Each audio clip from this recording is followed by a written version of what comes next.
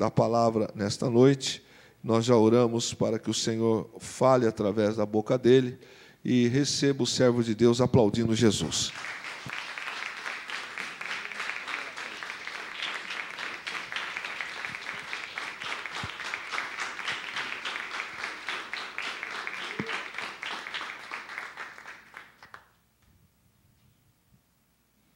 Sou da igreja com o Pai do Senhor, amém? Amém. Louvado seja Deus. Que bom que vocês estão aqui. Irmãos, por gentileza, vamos abrir a Bíblia no livro de Atos dos Apóstolos, capítulo de número 3. Aleluia. Louvado seja Deus. Atos, capítulo de número 3.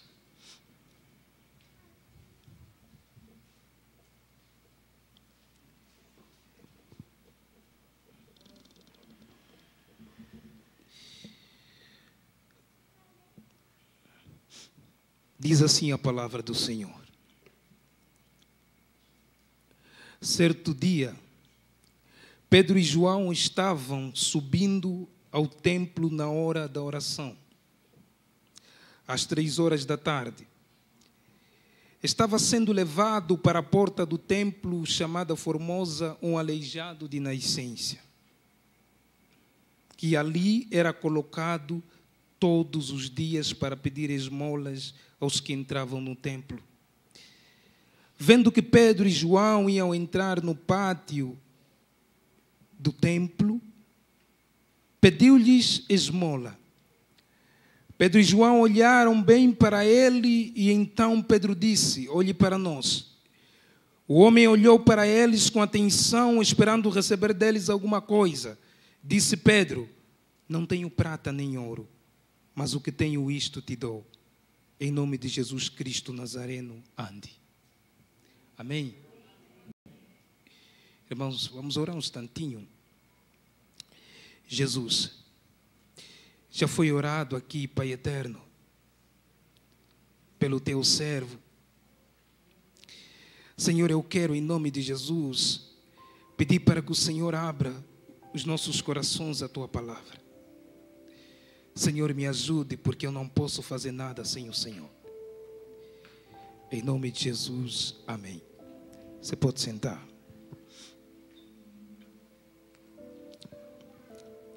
Irmãos, hoje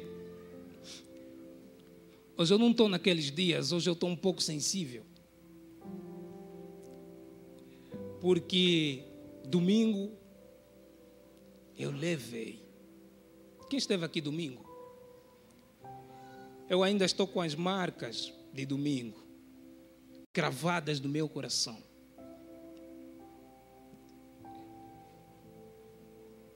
Deus abençoe a vida do Senhor tremendamente. E domingo na oração nós tivemos aqui, tem sido um ambiente gostoso. E eu vi algo muito importante.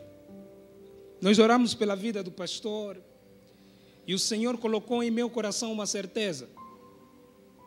Deus não me disse que ia curar ele, mas Deus me disse que os teus olhos não se fecharão, porque ainda escreverão muitos sermões.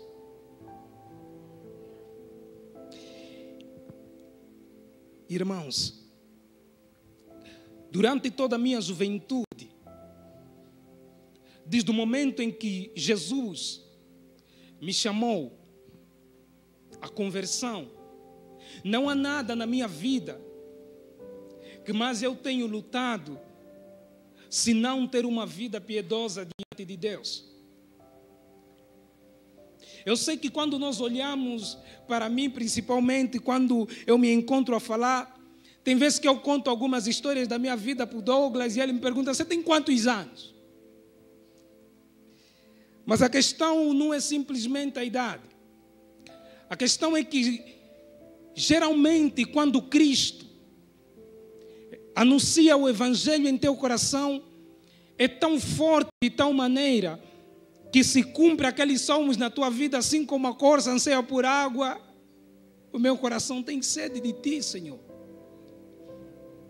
Hoje nós olhamos e pensamos que ter uma vida piedosa como um jovem é ser um puritano nessa época. E eu tenho orado durante esse todo o tempo, a minha oração tem sido uma: Deus, não deixe com que eu viva como se o Senhor não existisse. Não deixe que eu viva na ilusão desse mundo, irmãos, porque não é preciso ser muito inteligente para dar conta que esse mundo tem muita ilusão. E geralmente os jovens, eles são os mais afetados. E hoje, durante essa semana, nas minhas orações, eu estive a orar muito pelos jovens. Porque hoje parece que é um tipo de romantismo. Deus me deu uma frase, e disse assim: Nelson, hoje há um romantismo sobre a pessoa de Jesus que não produz vida piedosa, é tudo falso. Jesus, tu és queridinho, Jesus, tu és muito bom, e depois a vida continua a mesma. E domingo nós viemos aqui, ouvimos uma palavra, e quando o irmão dizia assim, desce o bambu, descia mesmo. Quando ele dizia bambu dobrado, estava mesmo dobrado na minha vida. Amém?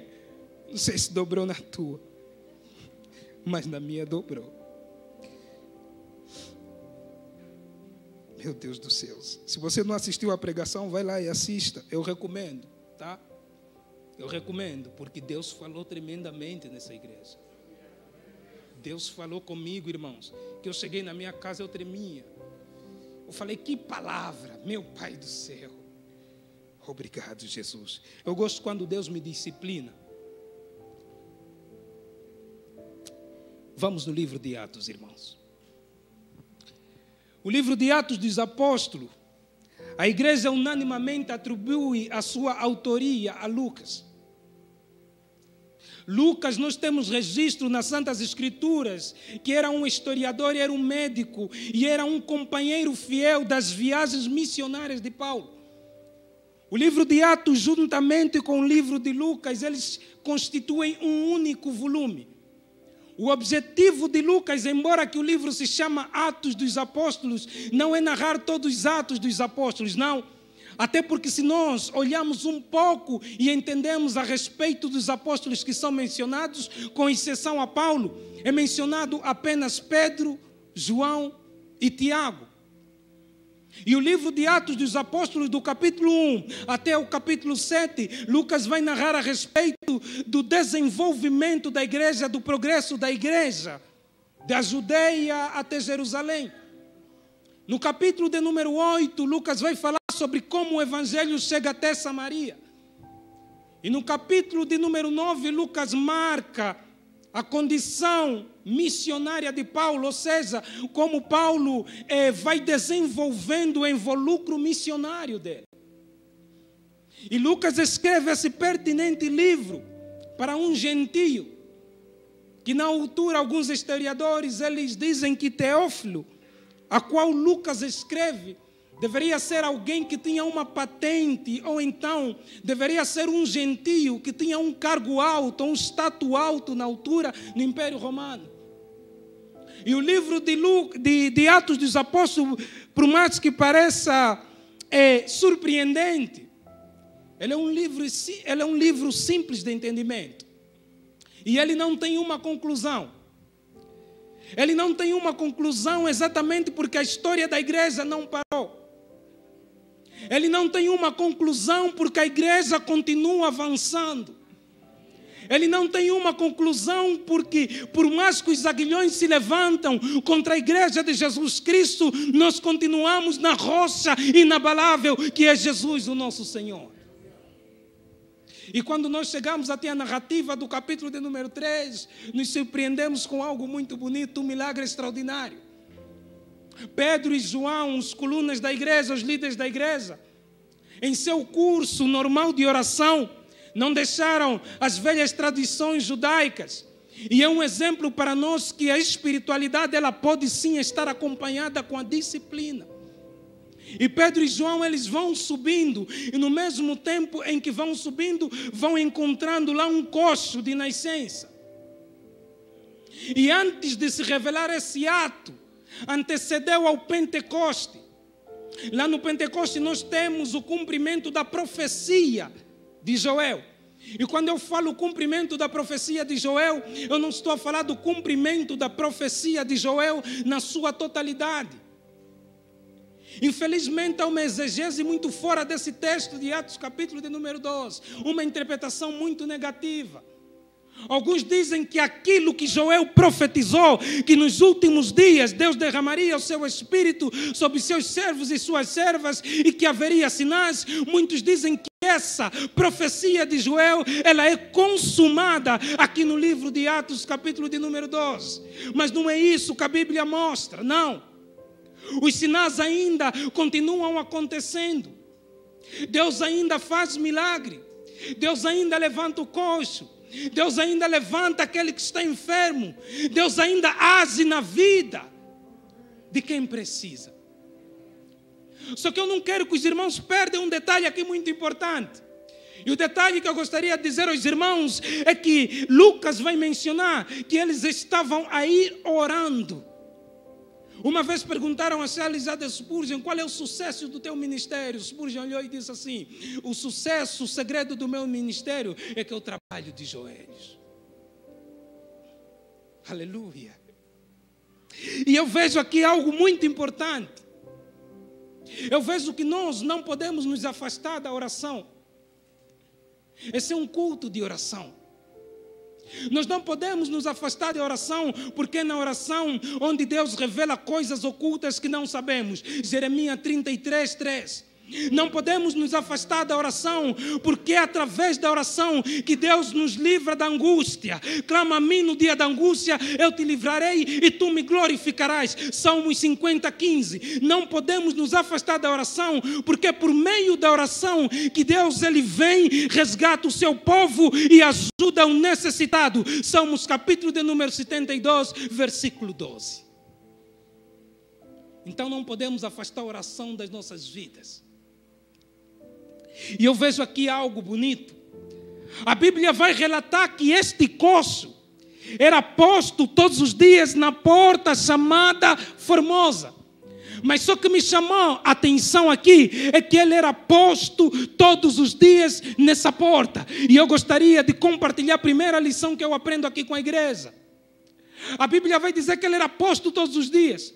Se ele era posto todos os dias, significa que há um curso, que há algo que é contínuo, que é uma tarefa que é contínua.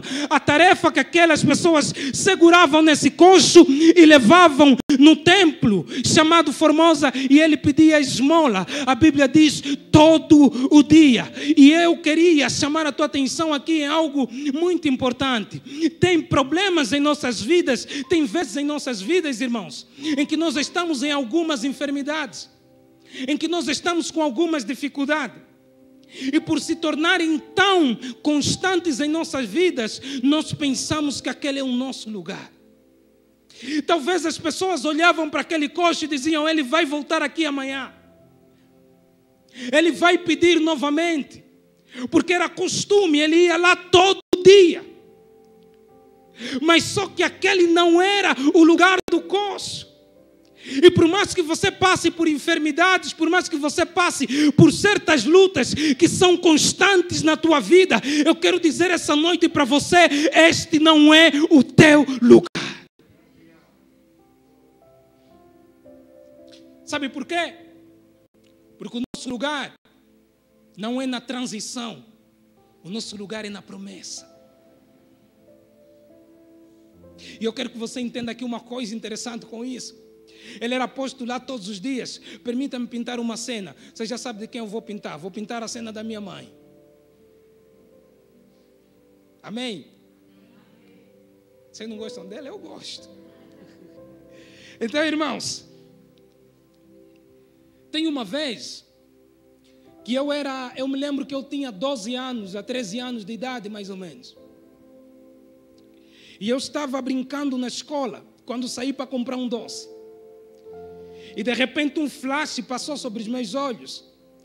E quando esse flash passou sobre os meus olhos, eu dei um grito.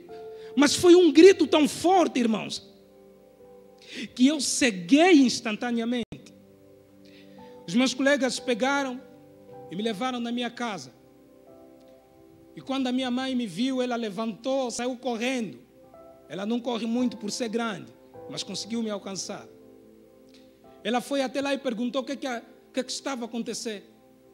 Ela pedia para mim abrir os olhos e eu já não conseguia abrir os olhos, porque eu tinha cegado instantaneamente.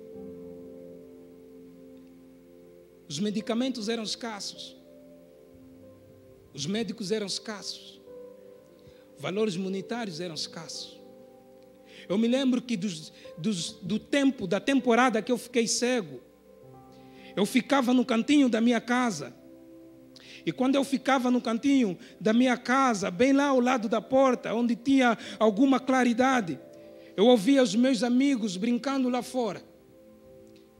E eu não poderia brincar. E a minha mãe, ela ficava na cozinha.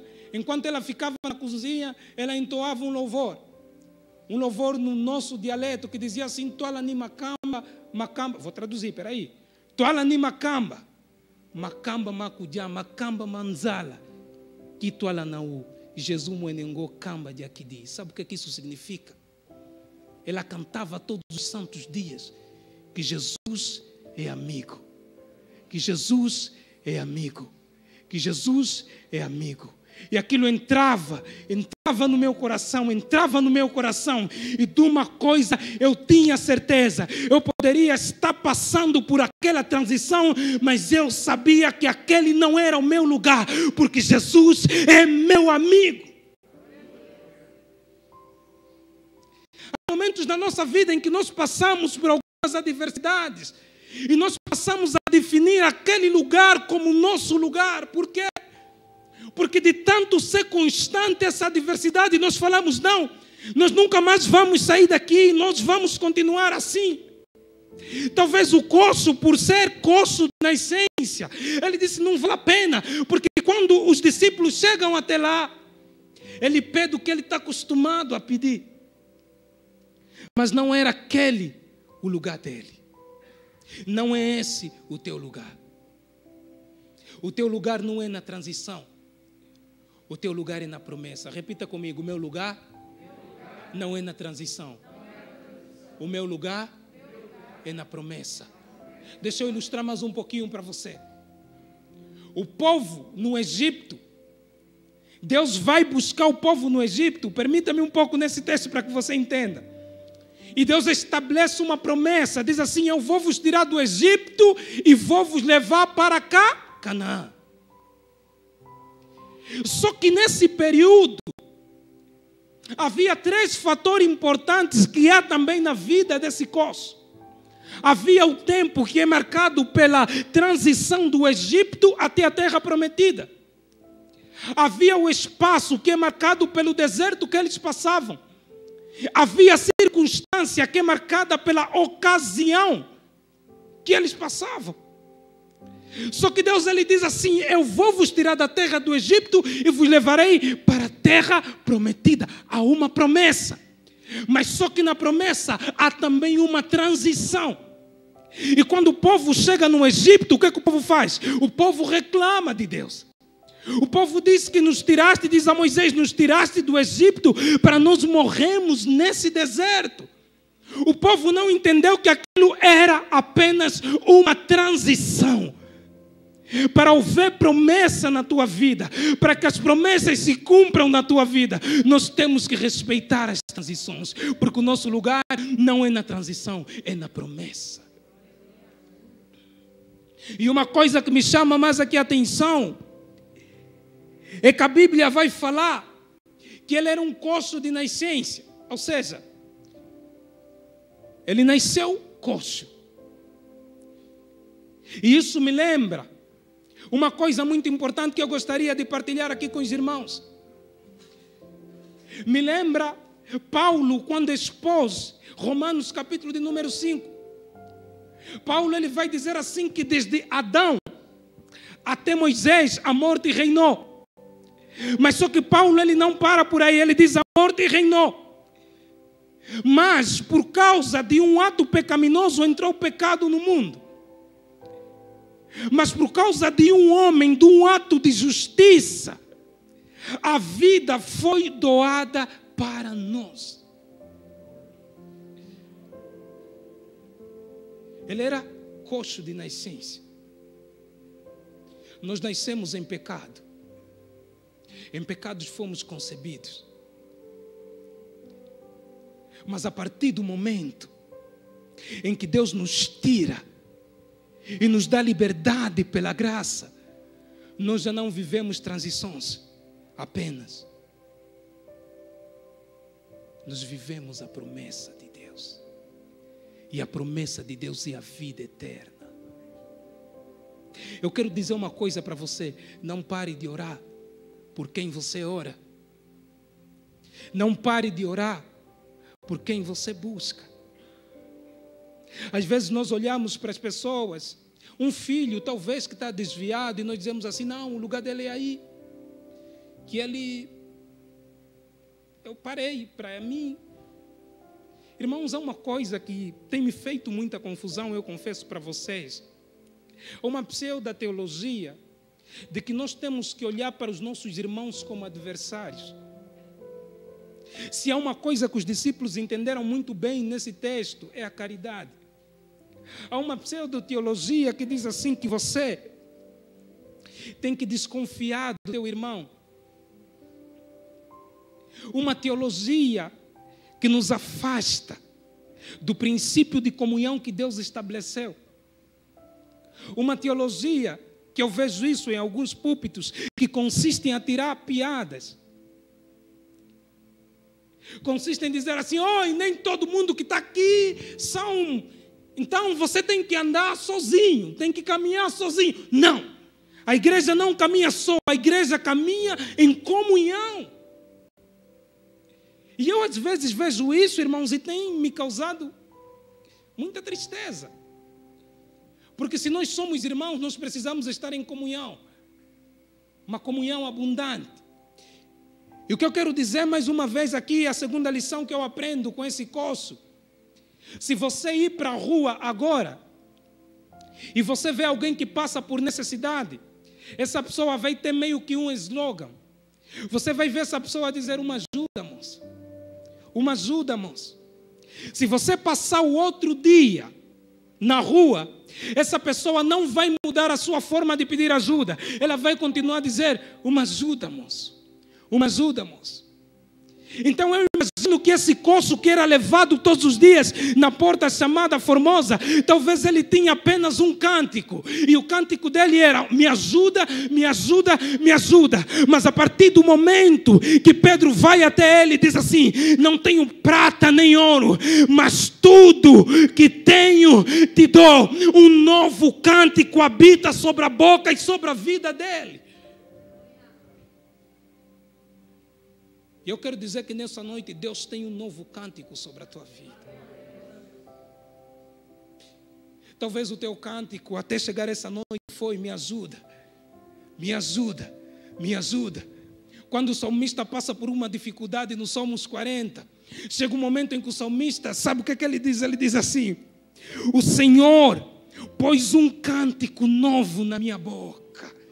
E o Senhor está pondo um cântico novo em bocas aqui esta hora. O Senhor está testificando que você, o teu lugar não é na transição, mas o nosso lugar é na promessa, que é Cristo Jesus. Aleluia. Porque com a palavra de Deus, irmãos, não se brinca. Eu vou pintar mais um quadro. Eu me converti verdadeiramente aqui no Brasil. Os meus chamados, sim, porque eu ia ser padre, como eu já falei aqui algumas vezes. E o meu estudo começou um pouco ali, no seminário, o meu estudo começou um pouco naquela toda teologia católica na introdução ao sacerdócio. Teve uma vez que eu cheguei no Nordeste, e eu tinha destaque em algumas disciplinas na faculdade. E aconteceu que, estando lá, uma colega começou a apresentar muitas dificuldades. E a colega disse: você pode começar a ensinar para mim matemática? Eu posso. Jovem. É claro que eu pensei outras coisas que já nem vou falar aqui. Então eu disse: tá bom. Ela falou: pode ser na tua casa? Pode. Então foi para minha casa. Não é nada do que está a pensar. Eu estudei, eu ensinei mesmo matemática. Amém? Eu ensinei mesmo. E a gente estava e estudava matemática. E depois, só que houve um interesse por parte dela. Começou a gostar de mim. Eu comecei a gostar também. E ali a gente foi marcando o início de um relacionamento. E Deus usou uma pessoa na minha vida para me dizer que aquilo estava errado, que eu não poderia emergir para aquilo. A minha conversão foi tão dolorosa, sabe o que aconteceu? Deus pegou e pôs o meu pai em uma forte enfermidade. Eu vou explicar porque é que foi Deus. E o meu pai não falava e já não andava. E se há uma coisa que você pode tocar e vai me deixar triste, e quase me mata, em duas pessoas: meu pai e a minha mãe. Não que meus irmãos não sejam importantes. Amém? E Deus fez ali a enfermidade. O que aconteceu? Ligaram para mim, a minha irmã toda preocupada, e disse: Nelson, o pai, vamos perder o pai. Eu falei: não pode. E é interessante, impressionante, como é que em um momento em que eu deveria estar a pensar no meu pai, a única pessoa que vinha na minha mente que eu estou fazendo alguma coisa de errado era a menina. Eu entrei para o meu quarto, fechei a porta, não tinha desenvolvido ainda o hábito de oração. 2015 que isso aconteceu, 2015. E eu orei ao Senhor, orava ao Senhor, e eu disse assim: Deus, se realmente Tu és Deus, se realmente Tu existes, se realmente Tu me ouves, cura o meu pai. E eu farei tudo o quanto me pedires que eu faça. Mas Deus, eu não quero cura daqui a um mês. Eu não quero cura daqui a 3 meses. Deus, eu quero acordar amanhã e me dizerem que o meu pai está curado. Vê o desafio. Vê o que esse moleque está orando. Eu dormi orando de tristeza. E quando eu liguei para minha irmã, eu tinha esquecido da minha oração. Eu disse: mana, como é que está o pai? Ela falou: Nelson, o pai está lá, está carretando água e está cantando aí, está lá no fundo do quintal. Eu disse: como assim? Como assim? Irmão, nós não temos a noção quanto Deus é poderoso. A partir do momento em que Deus fez aquilo comigo, eu entrei no meu quarto, eu orei, eu liguei para a menina: quero conversar contigo. O que aconteceu? Eu quero conversar contigo. Foi lá para a faculdade, sentei e disse: minha filha, não posso mais. Por quê? Por causa de Jesus. Eu não falei outra coisa. Por causa de Jesus. A partir daí a minha vida em piedade nunca mais foi a mesma.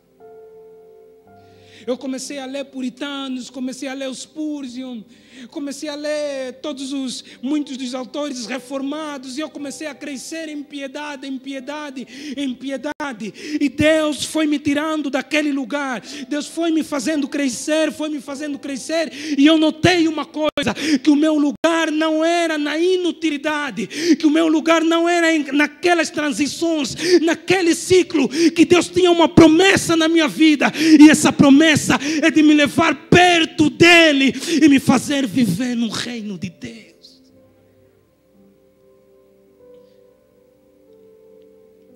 A minha conversão foi louca,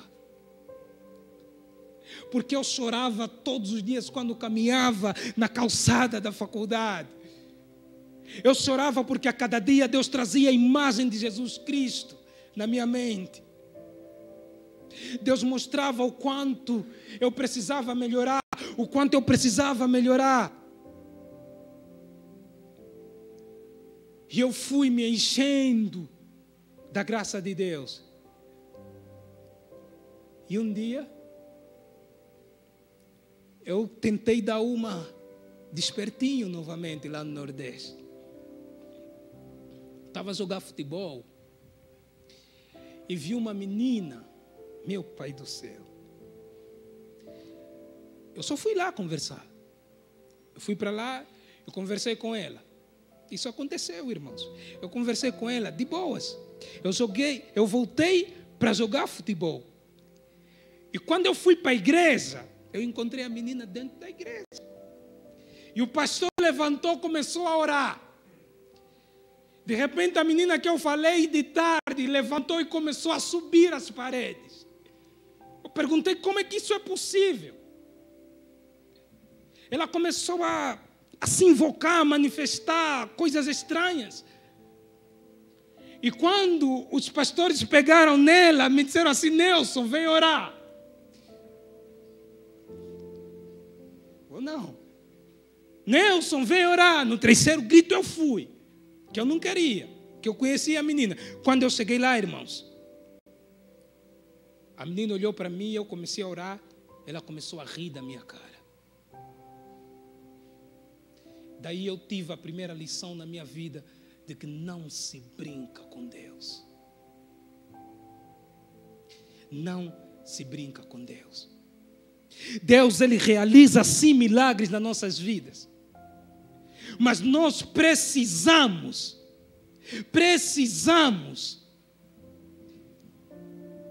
ser justos diante de Deus. E justiça não tem a ver com ser perfeito. Precisamos andar em obediência diante de Deus. Esse coxo, ele deu um salto. Pedro disse: não tenho prata nem ouro. Ele olhou para Pedro e esperou com que Pedro desse alguma coisa para ele. Era comum ele receber algum dinheiro, mas não é isso que Pedro daria para ele, irmãos. Existem momentos na nossa vida em que nós ficamos a esperar algo que já não é para esperar. Nós ficamos a pedir coisas que já não é para pedir. Nós ficamos intercedendo às vezes por coisas que já não é para interceder. E esse coxo, ele fita os olhos. É como se dissesse: me dá o que é comum. Mas Pedro, eles não tinham o comum. Eles tinham o incomum. Eles tinham o incomum. E o incomum era Jesus Cristo. Ele chegou para lá e disse assim: eu não tenho prata nem ouro. Em nome de Cristo Jesus, levante e ande. E aqui eu aprendo mais uma coisa importante, irmãos.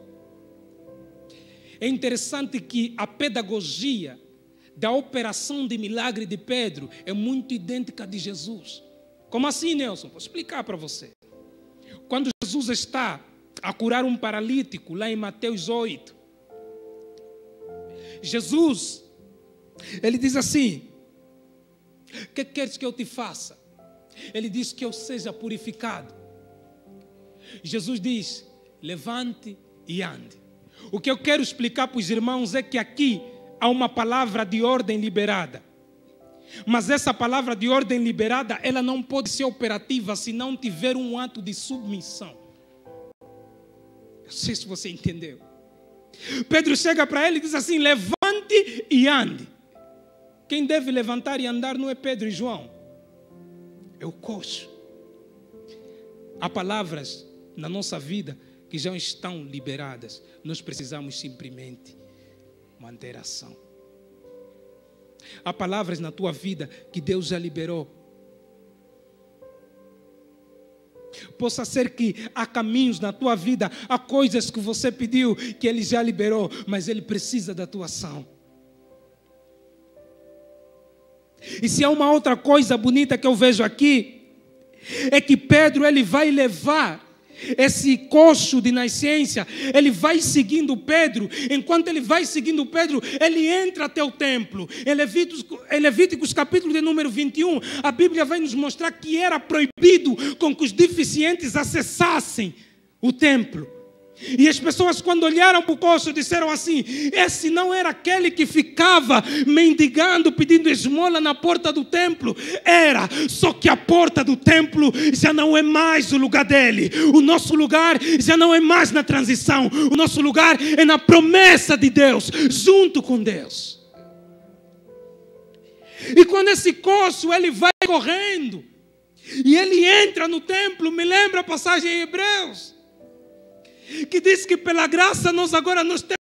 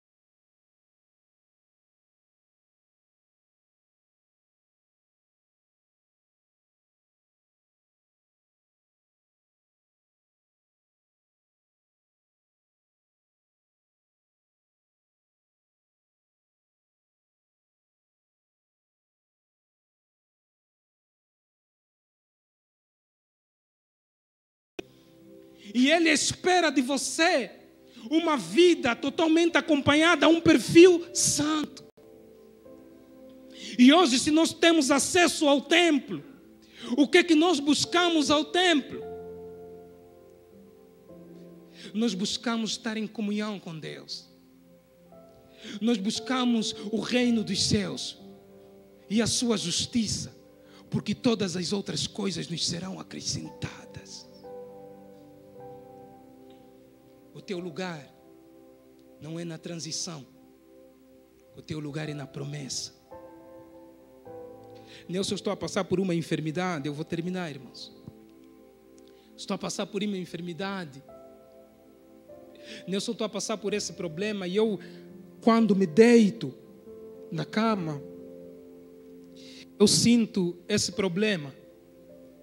Irmãos, o maior medo da minha vida foi quando a minha irmã, a primeira evangélica na minha casa, a minha irmã, ela tinha o costume de orar durante 3 vezes ao dia.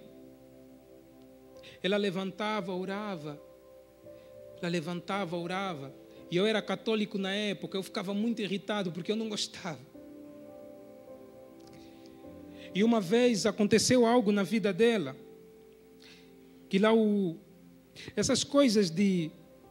Eu não sei aqui, mas aqui dizem que existem macumba, né? Mas lá em África, pelo menos, eu aqui me sinto em paz, mas lá é diferente negócio. Lá às vezes eu tenho que dormir a orar. Quando eu chego de viagem, às vezes lá eu pouso. Você sente o peso espiritual. E quando você entra, espera de noite para começar a guerra. E a minha irmã, ela estava para ir para o banheiro. E de repente, aconteceu que ela disse que viu como se fosse um vento que passou e levantou as chapas lá de casa. E ela nunca mais voltou a ser a mesma pessoa. A partir dali ela foi em alguns caminhos, se descuidou. E o inimigo investiu forte na vida dela. Nós procuramos ela em tudo quanto é canto, não achamos. E quando achamos ela, encontramos ela com 2 filhos. E ela veio. E eu não ouvia mais a minha irmã que cantava aqueles louvores maravilhosos. E um dia, eu vi ela sair com uma sacola e eu perguntei: onde é que vais? Ela disse: vou para a igreja. Ela nunca mais parou de ir para a igreja. Sabe por quê? Porque o lugar dela não era naquela transição, é na promessa de Deus. E o teu lugar não é nesse processo, não é nessa transição. O teu lugar é na promessa de Deus. Não é este o teu lugar. Não é este o teu lugar. Mas eu estou passando. É por isso que o verbo é conjugado dessa maneira. Você está passando. Você não está ficando, você está passando. Até o verbo está bem conjugado. Camões nos ajudou, amém? Não tem desculpa para a incredulidade. Camões deu um ápice aí. Camões nos ajudou. Estamos passando. O que é que o povo estava fazendo no deserto? Estava passando. O que é que nós estamos fazendo nesse mundo? Estamos passando. E para que direção nós estamos indo? Estamos indo em busca do nosso noivo. Porque o nosso lugar não é nessa transição. O nosso lugar é em Jerusalém, habitar com o nosso noivo. Que maravilha! Esse milagre que aconteceu na vida desse coxo mostrou que o lugar dele não era na porta do templo. E para terminar, irmãos, eu gostaria solenemente, com muito respeito, eu gosto de quando falo alguma coisa desse jeito. Eu entendo que eu sou jovem, maior parte da camada adulta aqui são pessoas mais velhas do que eu. Então eu gosto de me dirigir dessa maneira. Falar que o Senhor trouxe ao meu coração, mas ser cuidadoso com as minhas palavras. Para aproveitar e dizer o seguinte: o Senhor, Ele é muito misericordioso. Há algumas pessoas que continuam na porta do templo chamada Formosa. O véu já se rasgou, mas muitos de nós não conseguimos entrar. Você não pode entrar no templo se você não tiver liberdade. E essa liberdade é proporcionada pela graça de Deus. Aquele coxo deu saltos, glorificando a Deus, porque viu as obras de Jesus na vida dele. E eu tenho uma palavra para você essa noite. Nós reconhecemos que o nosso lugar não é nessa transição, nesse processo que nós passamos, mas que o nosso lugar é na promessa de Deus. Mas não podemos alcançar as promessas de Deus enquanto ficamos na porta do templo. Isso é uma promessa que se cumpriu na vida do coxo. Como assim, Nelson? Está escrito em Isaías que quando o Messias se manifestaria, os coxos saltariam como gazelas. Isso se cumpriu na vida dele. Ele passou 44 anos enfermo. 44 anos. Todos esses 44 anos eram transição.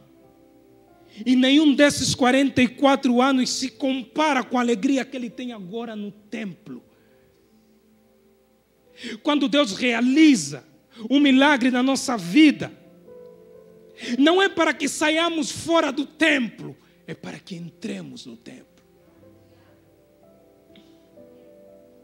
Se Deus realizou um milagre na tua vida, se Deus gerou transformação em você, não saia do templo, venha para o templo. Amém? Irmãos, como eu às vezes sou um pouco, deixa eu ver um adjetivo, sou um pouco difícil. Eu usaria outro termo, mas seria muito pesado. Sou um pouco difícil às vezes em entender o como eu preciso, quando Deus realiza certas coisas na minha vida, estar dentro do templo. Pastor Luiz e a pastora Terezinha, que eu pedi permissão para eles, para falar um pouco deles, são pessoas que eu admiro muito. Eu tenho acompanhado um pouquinho o casamento deles, a forma com que eles se amam, me chama muita atenção. A paciência. O que mais me chama a atenção no pastor Luiz, com todo o respeito, é a paciência. Ele é um homem muito tolerante, muito paciente. E quando eu olho isso, me chama bastante atenção. E eu falo lá, Senhor, dizem que casar é bom, então se é bom assim, então eu quero assim. Amém? Embora que o Douglas ele vem me pressionando, eu tenho dito, eu estou bem. Já conversei com a pastora Fernanda, ela disse para ter calma. Então para de me pressionar, em nome de Jesus. Então, irmãos, é interessante como nós recebemos a bênção de Deus e saímos do templo. Se Deus te abençoou, é para que você fique no templo, para que as pessoas contemplem aquilo que Deus fez na tua vida. Há coisas que Deus não gera em você, porque Ele já sabe que o teu objetivo é sair do templo. Às vezes que Deus não proporciona certas coisas em nossas vidas, porque Ele já sabe que nossa mente está cutucando. Ai meu Deus, só deu a BMW, vou para São Paulo e nunca mais volto. Meus irmãos, eu aprendi uma coisa com a Bíblia, que enquanto nós vivemos como cristãos, as bênçãos que Deus dá sobre a nossa vida são para ser partilhadas. E eu sou a prova disso nessa igreja. Tem pessoas aqui que acompanharam o percurso da minha vida. O pastor Luiz estava a conversar comigo e disse assim, Nelson, não é porque você é intelectual você é, Nelson. Mas assim, não é porque você é intelectual, beleza, assim, intelectual, estudou, tá bom. Mas no tempo em que nós estamos, Nelson, conseguiu um trabalho que você conseguiu, que não sei mesmo, ele brinca assim comigo, que não sei nem se você mesmo trabalha. Porque você fica... o cara trabalha 2 dias e folga 3, que a minha chefe não esteja assistindo essa pregação. O cara trabalha 2 dias e folga 3. O cara trabalha por mês 12 dias. Nelson, isso é Deus na tua vida. Isso é Deus na tua vida. E eu falei, pastor, é Deus na minha vida, eu sei. É verdade que é Deus na minha vida. Eu confesso que para vocês, que vocês oraram mais para que Deus proporcionasse algum emprego na minha vida do que eu por esse emprego. Irmãos, eu não sei, mas eu tenho que deixar desse vício. Eu ganhei um vício de orar para que Deus me dê a piedade, para que eu seja um homem piedoso. E que às vezes eu esqueço de que eu tenho necessidade. Não é bom não, tem que orar também pelas necessidades. Oramos para ser piedosos, mas oramos por necessidades. E eu passei por aquela transição. Pastor Kleber às vezes passava lá, Nelson, tem umas frutas aqui. Eu que nem um macaquinho saía daquelas janelas do gradeamento, aqui, aí eu recebia e tal, ia para casa e tal. Só assim, eles só me viam quando eu saía para receber e voltava para casa. Aí às vezes o Douglas ia lá, e aí, Nelson, não dá nem para entrar, cara, aqui é pequenino. Hoje eles já vão lá em casa, já tem uma cadeirinha, sentem. Em nome de Jesus. E, irmãos, sabe por que isso aconteceu na minha vida? Porque o meu lugar não era na transição. O meu lugar era na promessa de Deus. Amém? Que Deus abençoe as vossas vidas, em nome de Jesus.